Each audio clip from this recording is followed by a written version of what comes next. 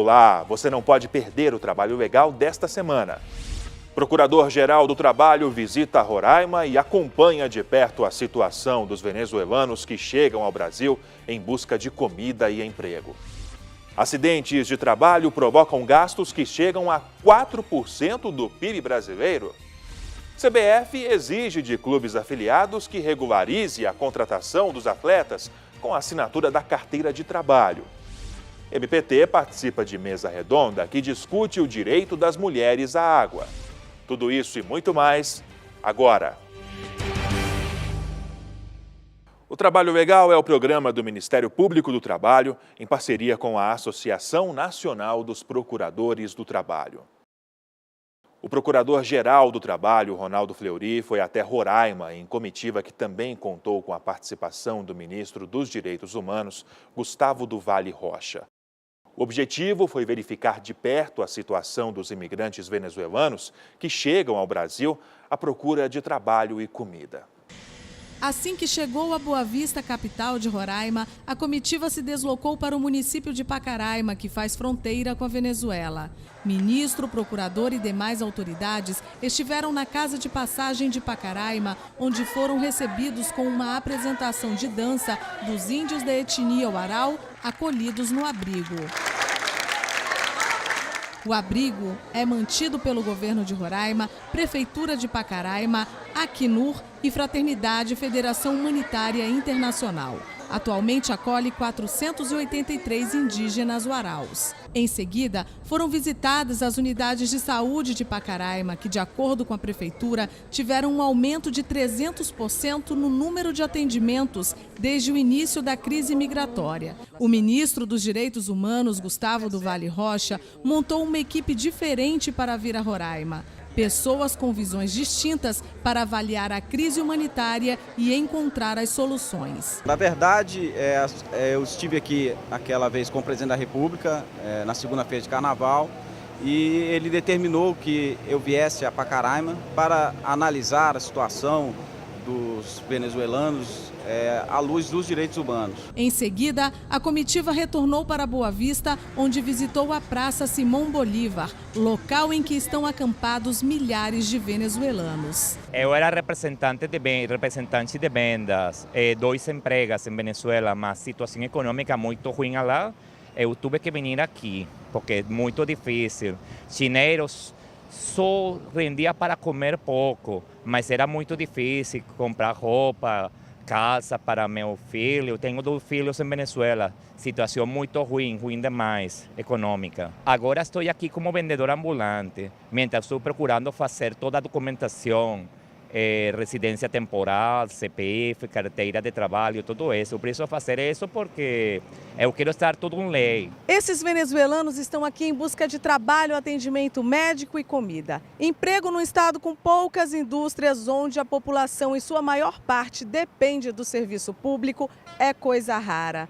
Esse é o grande desafio das autoridades. Como assegurar a empregabilidade dos venezuelanos sem causar um impacto negativo da falta de trabalho para os brasileiros é o que o Ministério Público do Trabalho em Roraima vem buscando fazer desde que a crise na Venezuela se agravou.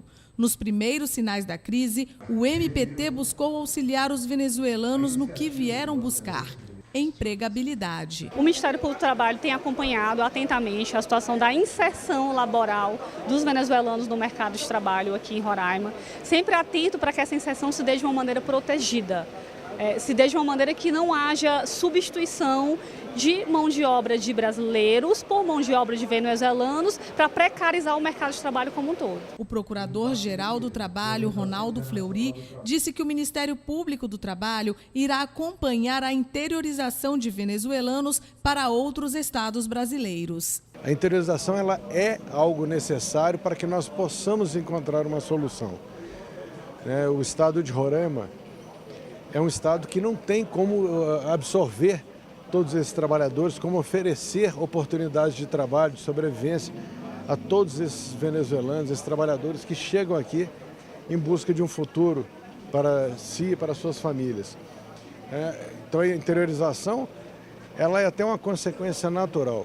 Isso ocorreu durante o processo de imigração dos haitianos e pretendemos usar essa experiência do Ministério Público do Trabalho com relação à migração dos haitianos, também nesse fluxo migratório dos venezuelanos. Preocupado ainda com o agravamento da xenofobia no estado, o MPT lançou campanha junto com a Universidade Federal de Roraima, que defende que o idioma universal é o respeito. E encerramos essa reportagem com imagens diretamente dos locais visitados pela comitiva aqui no estado de Roraima. Você sabia que os gastos com acidentes de trabalho custam ao Brasil 4% do PIB? Esse foi um dos temas discutidos durante reunião em Brasília, que apresentou números atualizados do Observatório Digital de Saúde e Segurança do Trabalho. A reportagem é de André Luiza. Em funcionamento desde abril de 2017, o site mostra informações como o número de afastamentos de trabalhadores por adoecimento ou acidentes de trabalho e de vítimas fatais, além das perdas econômicas para a Previdência Social do país. O observatório é uma iniciativa do Ministério Público do Trabalho em parceria com a Organização Internacional do Trabalho. E eu sempre fiz questão de frisar que esses dados eles estão na internet. Eles não estão na intranet do Ministério Público, eles são acessíveis a qualquer pessoa e podem ajudar a qualquer um que tenha a preocupação com o meio ambiente de trabalho seguro a entender aquilo que acontece no nosso país em relação à temática. Os números são atualizados com base em informações de dezenas de órgãos públicos. O observatório estima que de 2012 a 2017, cerca de 15 mil trabalhadores não voltaram para casa, vítimas fatais de acidentes de trabalho. Nesse período, foram quase 4 milhões de acidentes ou doenças do trabalho notificadas. Infelizmente, o que acontece no nosso país é que os números são alarmantes, quaisquer que sejam o aspecto, né, de análise desses números, mas eu sempre gosto de frisar, né, quando nós estamos falando em números, mas estamos falando muito mais de pessoas, né, é um número em torno de 2.500 mortes por ano, né, são 2.500 famílias que perdem o seu pai, o seu filho, o seu irmão, por conta de uma falta de prevenção, de uma falta de preocupação com esse tema. Além dos prejuízos impagáveis por vidas perdidas, corpos mutilados e saúde debilitada, a economia é um outro fator preocupante. De acordo com o observatório, entre 2012 e 2017, o INSS gastou mais de 26 bilhões de reais com pagamentos de auxílios-doença, auxílios-acidente, aposentadorias por invalidez e pensões por morte de trabalhadores. Nós temos a cultura no Brasil de que o trabalhador acidentado ele não é mais problema da empresa, ele passa a ser um problema da Previdência Social. O que é que nós temos feito? Através desses dados que o próprio governo nos fornece, nós temos tratado esses dados e mostrado em que muitas áreas esses acidentes ocorrem por descumprimento de normas de segurança e saúde por parte da própria empresa. Um outro dado mostrado pelo observatório e que assusta é referente aos dias de trabalho perdidos por cada trabalhador. Entre 2012 e 2017, foram quase 315 milhões de dias de trabalho perdidos por causa de afastamento. Só no último ano, foram aproximadamente 4 milhões e 800 mil reais gastos com benefícios acidentários. Entre as áreas que mais produz vítimas, o procurador explica. A gente fez uma análise no material que foi apresentado aqui, que está disponível no observatório, de alguns setores econômicos em que as notificações de acidentes são mais frequentes, né? Então, o setor de atendimento hospitalar, há muito o setor de atenção à saúde, né? Quer no serviço público, quer na iniciativa privada, muito frequentemente nesses setores acontecem acidentes.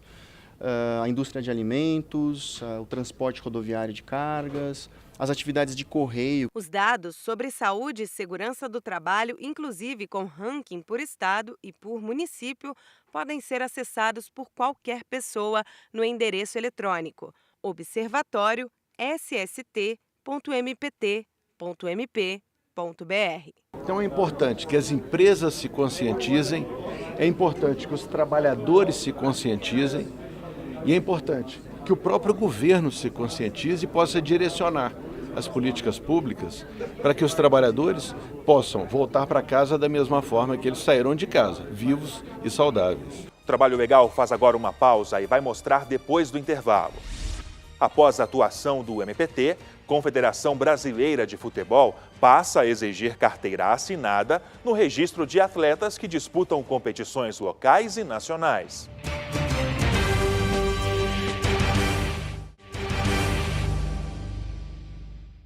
O jogador de futebol, na maioria das vezes, é visto como um astro, ganha altos salários, mas não é bem assim. Pesquisa feita pela própria CBF mostra que mais de 80% dos jogadores ganham menos de R$1.000. Para assegurar os direitos trabalhistas dessa maioria, a Confederação Brasileira de Futebol passou a exigir carteira assinada no registro de atletas que disputam competições locais e nacionais. Conquista que também é resultado da atuação do MPT. Na Europa, Bayern de Munique, Inter de Milão e Juventus. No Brasil, Internacional, São Paulo, Palmeiras e atualmente o Gama no Distrito Federal. Lúcio foi o titular da seleção brasileira em 2002, pentacampeã na Copa do Mundo do Japão. No futebol, ele já provou que é profissional. Mas e para as leis trabalhistas, será que ele já apareceu no rol dos empregados com carteira assinada? Fora do país não, mas aqui no Brasil todos, né? Desde todos. Eu tenho inclusive, eu estava olhando esses dias a data da minha. A primeira foi 26 de 2 de 96, eu acho. Tem 22 anos que eu assinei a minha primeira carteira. Para que um jogador participe de um campeonato de futebol no Brasil, ele precisa estar inscrito no BID, o Boletim Informativo Diário da CBF. Desde 1º de fevereiro de 2018, a Confederação Brasileira de Futebol só aceita a inscrição se o jogador estiver com a carteira de trabalho devidamente registrada pelo clube onde pretende jogar. O vice-presidente da Associação de Garantia do Atleta Profissional ressalta a importância da obrigatoriedade. Nós, por sermos uma das instituições que representa os atletas, né, vimos com bons olhos, porque isso já ao longo do tempo vinha sendo corriqueiro, né? O atleta vinha fazer o contrato, não recebia e ficava por isso mesmo.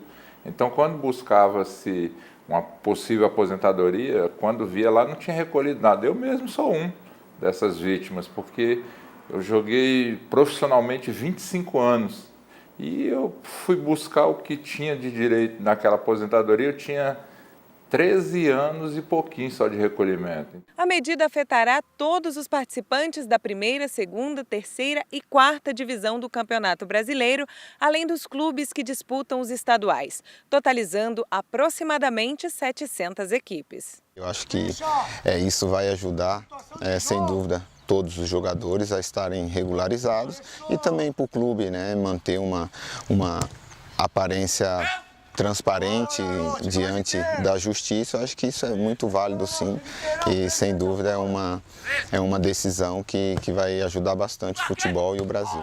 A nova medida também é vista com bons olhos pelos clubes de futebol.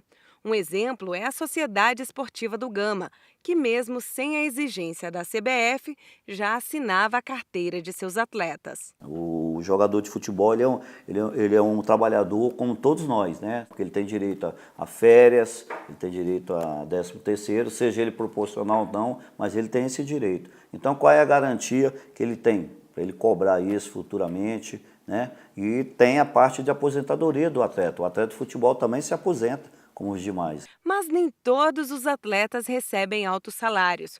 Um levantamento da própria CBF mostra que mais de 80% dos jogadores recebem menos de R$1.000 para sobreviver. No Gama, um dos maiores clubes do futebol brasiliense, a média salarial é de R$5.000, realidade diferente da maioria dos clubes do Distrito Federal, que registram os atletas com um salário mínimo.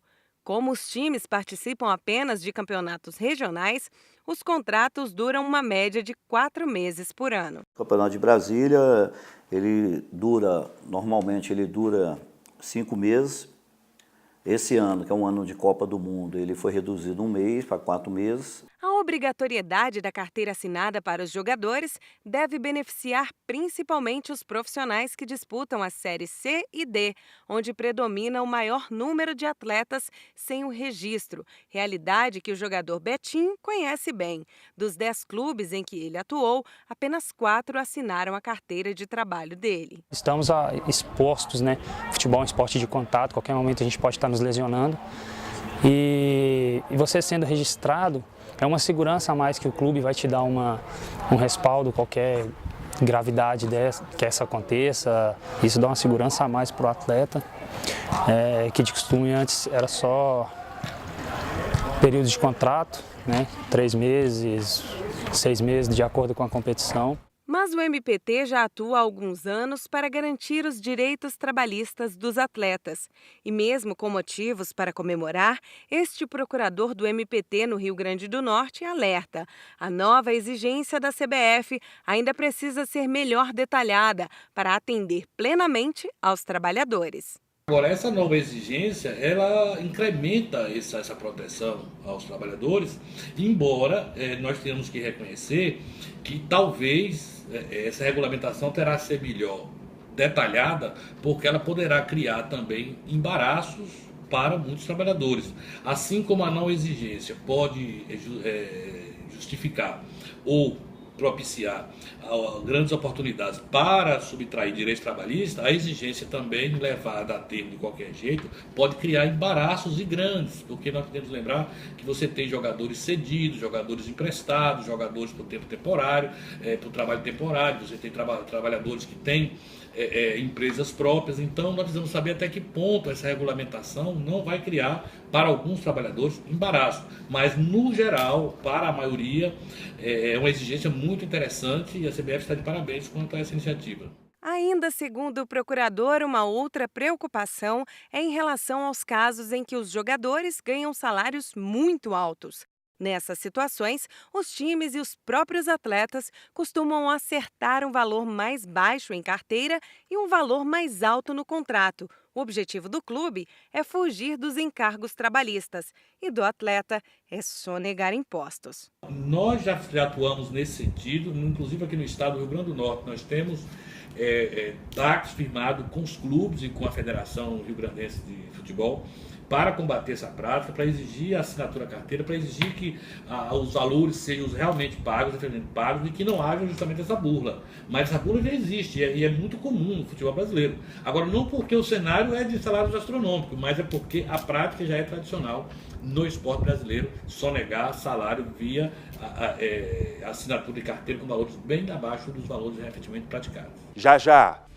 Mesa redonda com participação do MPT discute direito das mulheres à água, com foco nas violações trabalhistas no contexto da construção de barragens.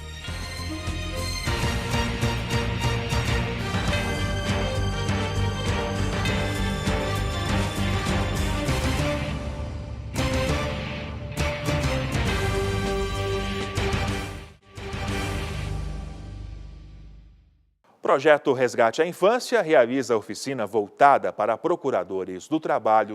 O objetivo é fortalecer estratégias para a erradicação do trabalho infantil no país. O Ministério Público do Trabalho realizou um curso de aperfeiçoamento do projeto Resgate à Infância, voltado para a capacitação de procuradores. O treinamento abordou a importância de uma atuação articulada com outros órgãos em rede para que o combate ao trabalho infantil tenha resultados mais eficazes. O projeto Resgate à Infância é um projeto estratégico da Cor de Infância. Ele tem por objetivo atuar nos 3 eixos que nós consideramos fundamentais para que a gente possa avançar no sentido da erradicação do trabalho infantil. Essas oportunidades de reunião dos procuradores, elas são muito importantes, salutares, para que a gente possa trocar experiência. Porque todas as experiências, elas exitosas, às vezes inexitosas, todas elas nos trazem algum aprendizado. Acho que esse curso, assim como outros que a escola promove, tem esse grande valor de permitir que a gente se encontre, se reúna e troque essas experiências e avance, sempre avance, naquele que é o objetivo do curso, no caso, aqui, na erradicação do trabalho infantil. O curso de aperfeiçoamento do projeto Resgate à Infância aconteceu entre os dias 20 e 22 de fevereiro, aqui na Procuradoria-Geral do Trabalho, e reuniu mais de 40 participantes. Do curso, são os procuradores do trabalho, principalmente os procuradores que participam da Cor de Infância nos estados. Essa é a segunda edição do curso. Na primeira edição tivemos uma turma de coordenadores, essa segunda turma com os demais coordenadores e também outros procuradores que não são da Cor de Infância, mas têm alguma atuação na área da infância, do combate ao trabalho infantil, da profissionalização dos adolescentes, do cumprimento da cota de aprendizagem. Então, hoje o destinatário desse curso são procuradores, mas também já temos alguns servidores que assessoram os procuradores na execução do projeto Resgate à Infância. O projeto é considerado um dos prioritários da Cor de Infância. Por isso, foi pensado na capacitação dos membros do MPT, não só com conteúdos teóricos, mas de forma prática. É muito prático mesmo.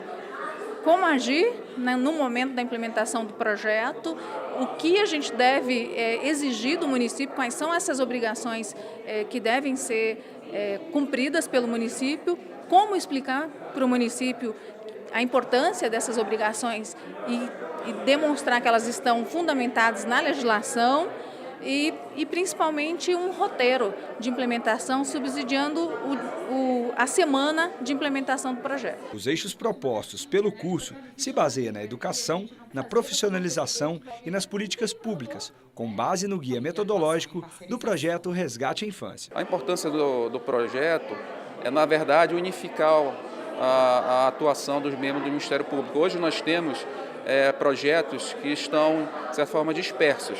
Então, eles são conectados, vinculados ao projeto Resgate à Infância, mas não necessariamente formalmente vinculados. Então, a ideia é vincular e transpor as ideias que que nós estamos discutindo aqui nos 3 eixos para as nossas realidades locais. O Ministério Público do Trabalho participou de mesa redonda, onde se discutiu o direito das mulheres à água.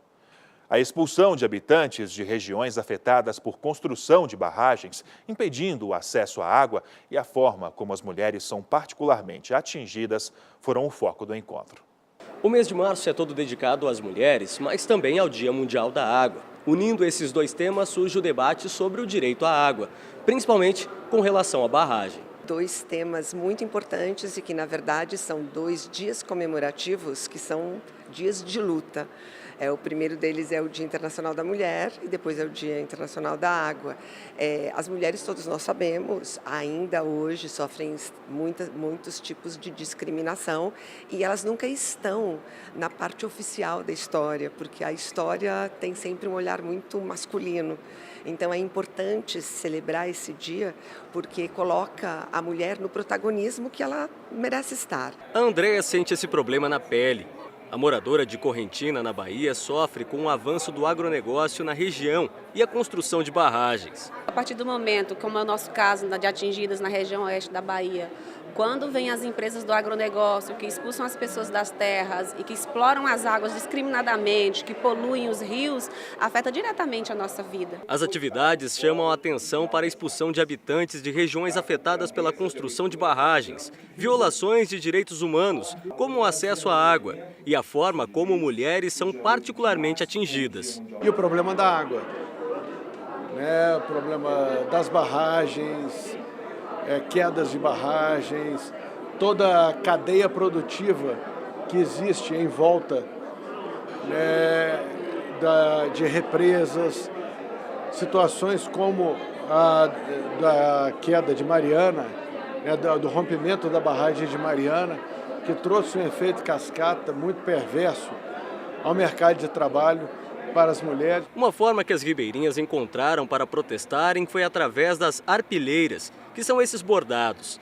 Com o trabalho manual, elas estampam o descontentamento com o momento atual do país e com a realidade que vivem. A gente utiliza a técnica das arpilheiras para fazer a denúncia das violações que acontecem. Para o procurador-geral do MPT, Ronaldo Fleury, as situações que essas mulheres são submetidas são extremamente graves e precisam ser corrigidas. Está ainda atuando no sentido de buscar alternativas de sobrevivência para essas mulheres e reparação também por todo o prejuízo sofrido.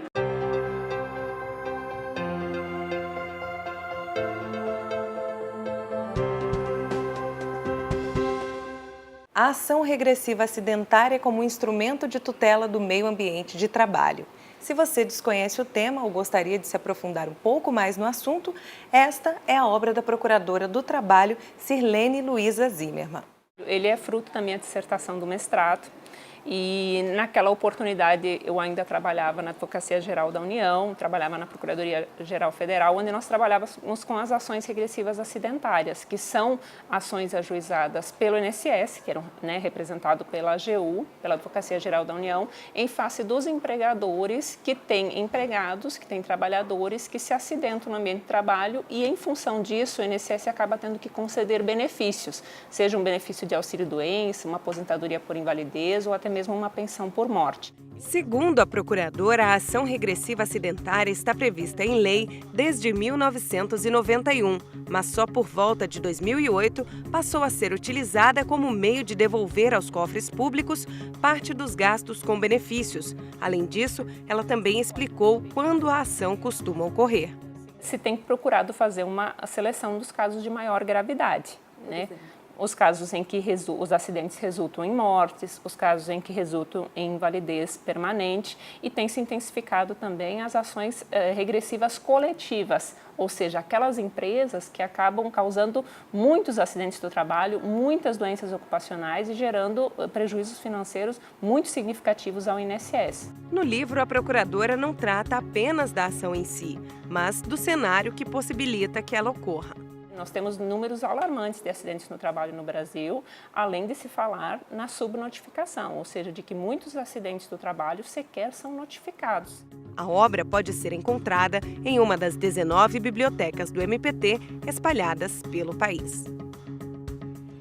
Esta edição vai ficando por aqui, mas antes de encerrar, lembro que sugestões de reportagem podem ser enviadas para trabalholegal.pautas@gmail.com.